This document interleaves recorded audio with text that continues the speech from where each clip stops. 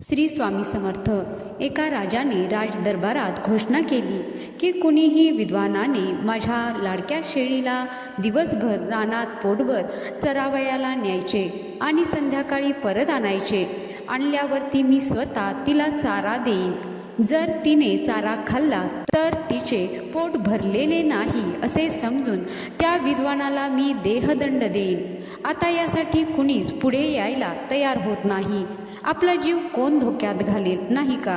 पण एक माणूस मात्र पुढे आला आणि म्हणाला, मी प्रयत्न करतो। त्याने शेळीला दिवसभर रानामध्ये खूप फिरवले आणि चारा खायला दिला। संध्याकाळी दरबारात आल्यावर राजाने शेळीजवळ जात तिला विचारले, पोट भरले आहे का? नाही असे तिने मान डोलावली।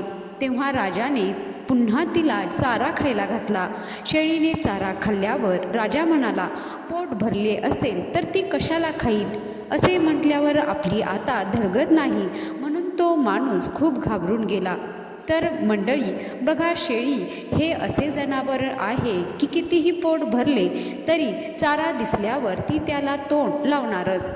असो, दुसऱ्या दिवशी अजून एक व्यक्ती पुढे आला। त्याने शेळीला रानात नेले। जाताना त्याने आपल्या हातात एक काठी घेतली।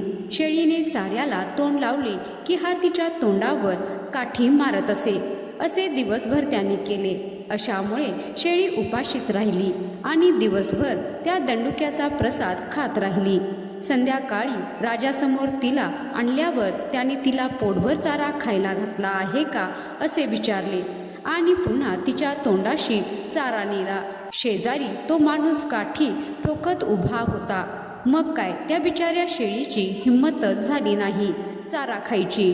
मग त्या व्यक्तीला देहदंड तर बाजूलाच राहिला, उलट राजाच्या बक्षिसाचा तो मानकरी ठरला।